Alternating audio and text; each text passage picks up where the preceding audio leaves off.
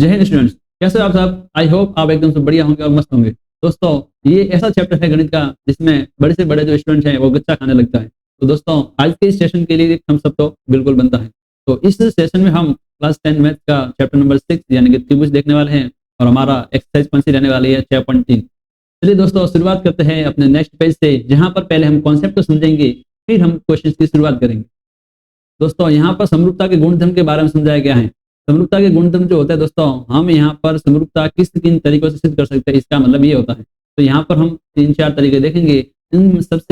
इनमें से जो पहला जो तरीका है वो है एस एस एस गुणधर्म, फिर हम देखेंगे एस ए एस गुणधर्म, फिर हम देखेंगे ए रूल, फिर हम देखेंगे डबल ए, फिर हम देखेंगे लास्ट में आर एच एस रूल। ये हमारे पास जो 5 जो तरीके हैं, इन तरीकों से हम समरूपता सिद्ध कर सकते हैं। तो देखिए दोस्तों, पहला जो तरीका है एस एस एस समरूपता नियम, यानी कि भुजा भुजा नियम जो है, ये क्या कहता है, अगर दो त्रिभुजों की संगत भुजाएं जो हैं उनका अनुपात निकालो और बराबर आ जाए सभी, तो वो दोस्तों इस नियम से दोनों त्रिभुज क्या हो जाएंगे, समरूप हो जाएंगे।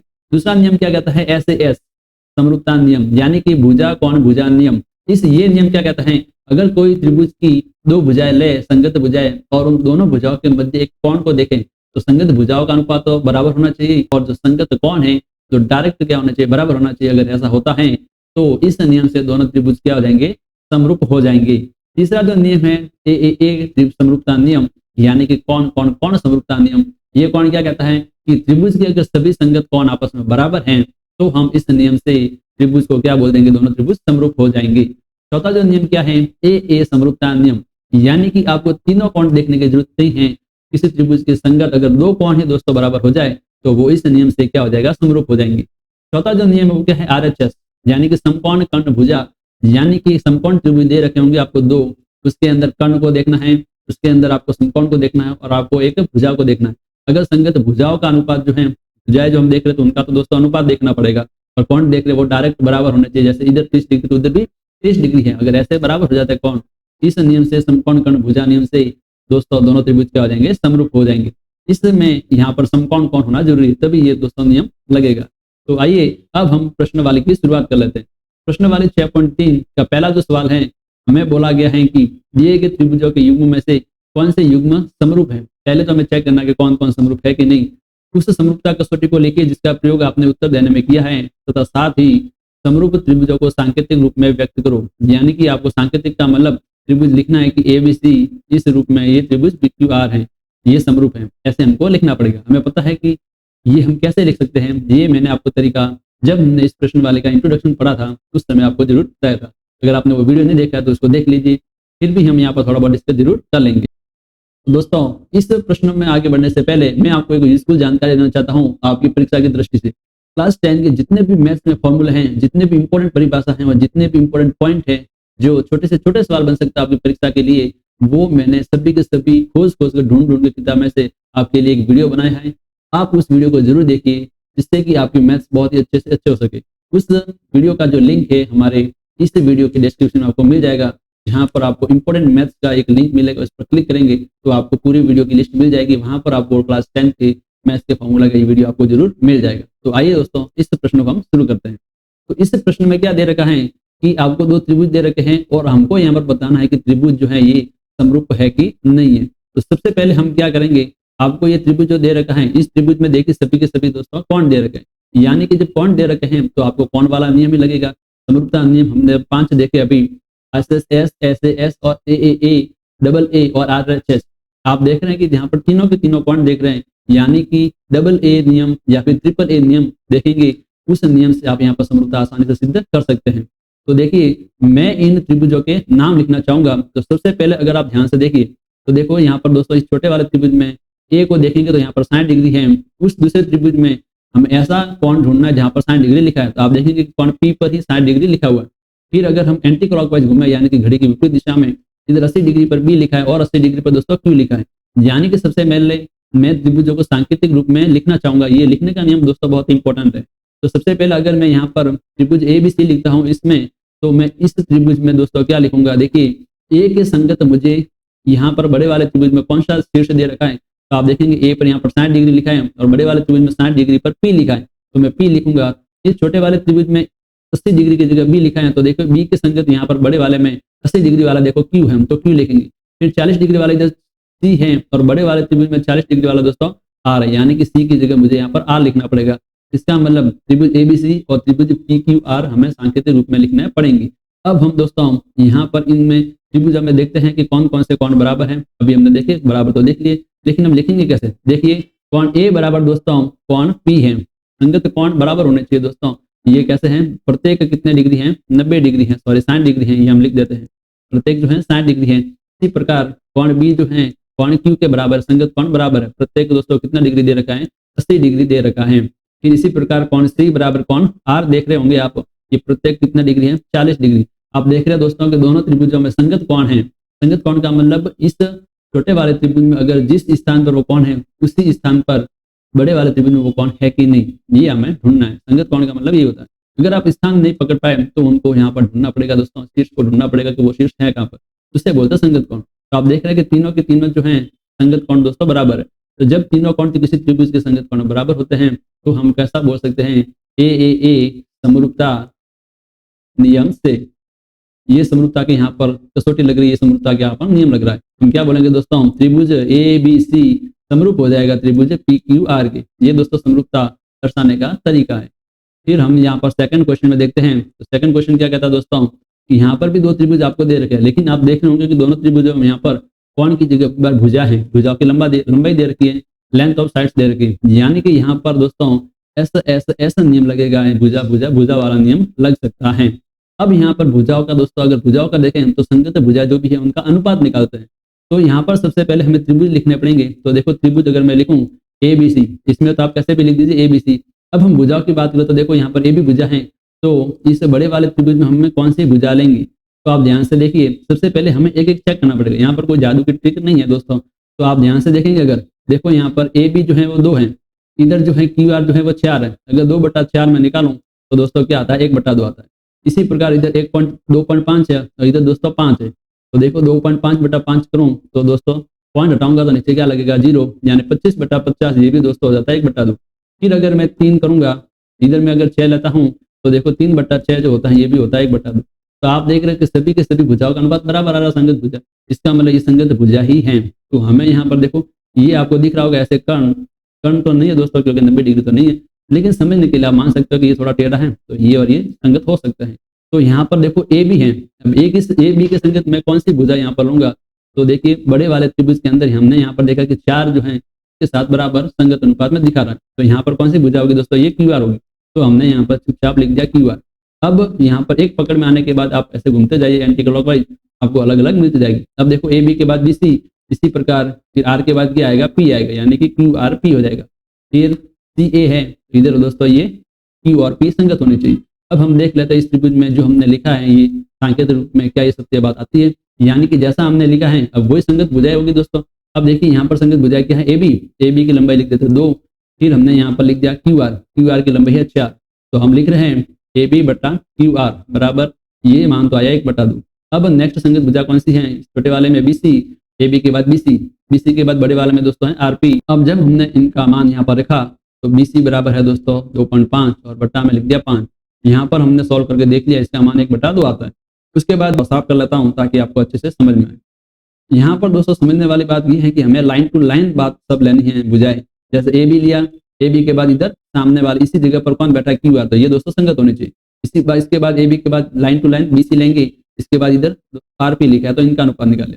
अब सी के बाद दोस्तों वापस ऐसे घूमेंगे तो सी ए आएगा, ये सी और ये ए। इधर ऐसे घूमेंगे दोस्तों ये क्यू और पी आएगा।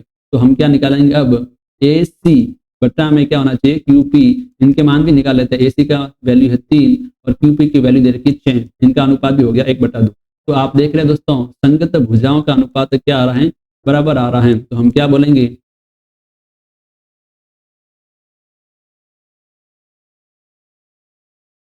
तो हम लिख रहे हैं दोस्तों संगत भुजाओं का अनुपात बराबर है, इसलिए यहाँ पर हम बोलेंगे एस समरूपता नियम से दोनों त्रिभुज क्या हो जाएंगे? समरूप हो जाएंगे। दोनों त्रिभुज कौन कौन से? एबीसी समरूप त्रिभुज क्यू आर पी हो जाएगा। अब दोस्तों तीसरा जो क्वेश्चन है इसके अंदर आप ध्यान से देखेंगे कि यहाँ पर तीनों की तीनों भुजाएं दे रखी हैं, तीनों भुजाएं दे रखी है, यानी कि एस नियम लग सकता है यहाँ पर, उस नियम से ये समरूप हो सकता है। लेकिन अब हमें यहाँ पर ढूंढना पड़ेगा कौन कौन सी भुजाएं लें ताकि ये संगत भुजाएं दिखा सके। अगर आप ध्यान से देखें कोई भी आप दो दो भुजाएं लें, इनका अनुपात निकालें, क्या इनका अनुपात बराबर आता है? तो आप देखेंगे कि यहाँ पर कोई अनुपात बराबर नहीं आता है। जैसे आप देखेंगे कि यहाँ पर अगर 3/6 लें तो दोस्तों 3/6 करने पर क्या आता है? 1/2। अगर आप 2/4 लें तो 2/4 करने पर भी क्या आता है दोस्तों? 1/2। अगर आप इधर 2.5 और 5 इनका अनुपात निकालें तो दोस्तों ये 1/2 नहीं आता है। इसका मतलब संगत भुजाओं का अनुपात दोस्तों बराबर नहीं आया। ये दोनों अनुपात तो बराबर है, लेकिन तीसरा जो अनुपात है बराबर नहीं आया। तो इससे क्या मतलब निकाला आप? और जो भुजाएं दे रखी है उनका अनुपात आप ऐसा जरूरी नहीं कि 3/6 ही लिखो, आपकी मर्जी है 3/4 करके देखो। आपको ढूंढना पड़ेगा कि संगत भुजाएं कौन सी हो सकती है। तो यहाँ पर दोस्तों अगर मैं लूँ LMP, अगर एक मैं त्रिभुज मानता हूँ, कोई भी एक आप संगत भुजाएं ले सकते हैं, बार बार अलग अलग चेक करने की वैसे जरूरत नहीं है दोस्तों। तो देखिए LMP अगर मैंने इस त्रिभुज में नाम लिखा तो LM की जगह इधर मैं क्या लिख सकता हूँ? देखिए FED लिखूंगा। तो देखिए आप, अगर मैं अब लेता हूँ LM/FE करता हूँ तो क्या आ रहा है? LM की वैल्यू है दोस्तों 2.7 और EP की वैल्यू जो है वो है 5। इनका अनुपात अगर निकालें तो ये तो दोस्तों 27 बट्टा क्या हो गया? 50 हो गया। इधर पॉइंट हटाऊंगा तो इधर लगेगा 0, 27/50 हो गया। अब इसको थोड़ा सॉल्व करने की जरूरत नहीं क्योंकि ये आगे नहीं कट रहा है।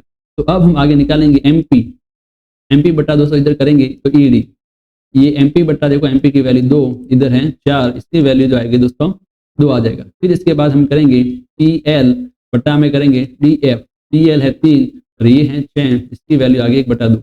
यानी कि दोस्तों आप इधर साफ साफ लिख सकते हैं कि LM/FE not equal to MP/ED बराबर TL/DF।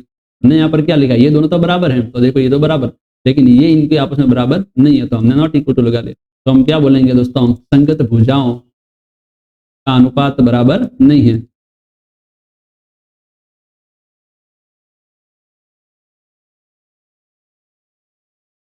तो दोस्तों जब संगत भुजाओं का अनुपात बराबर नहीं है तो क्या वो समरूप होंगे?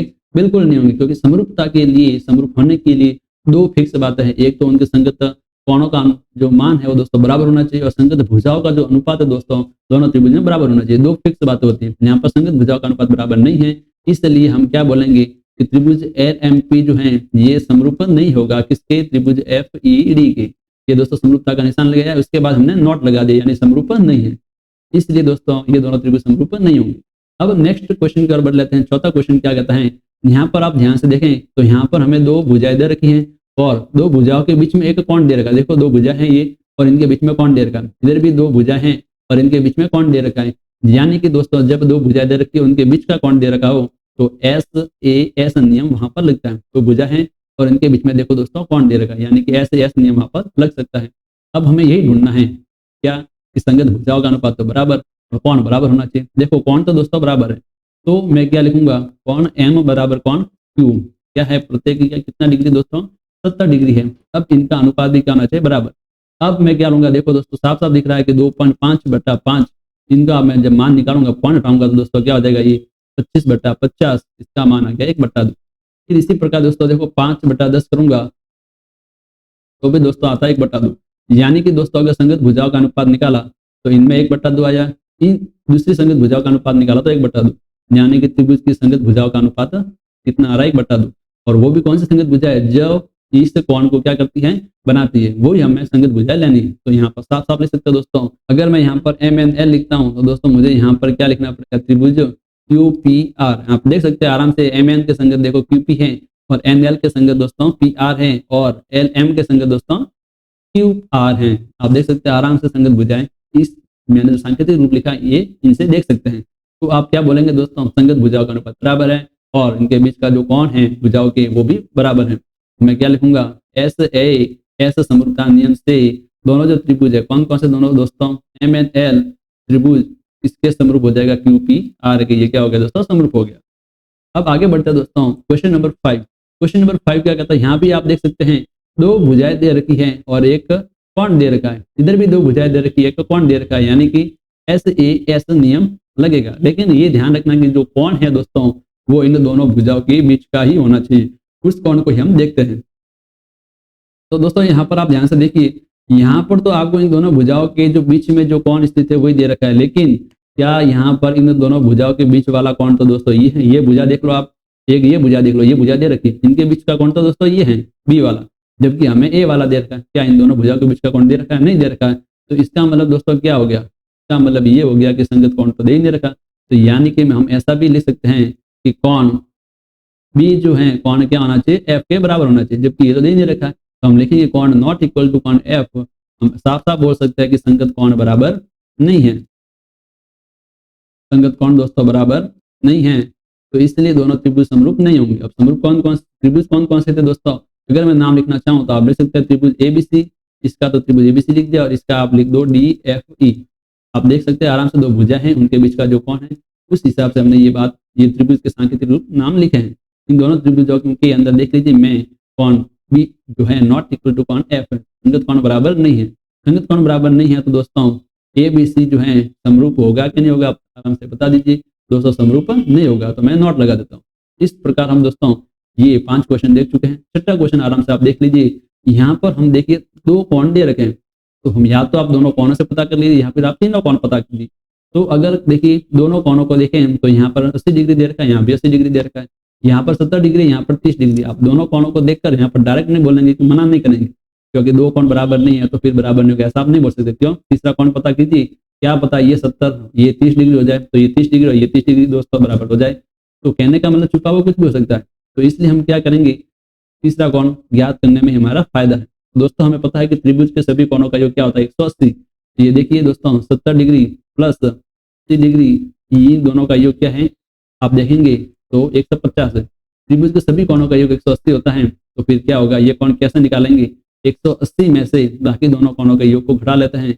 150 में से ये घटाएंगे तो 230 डिग्री आ जाएगा।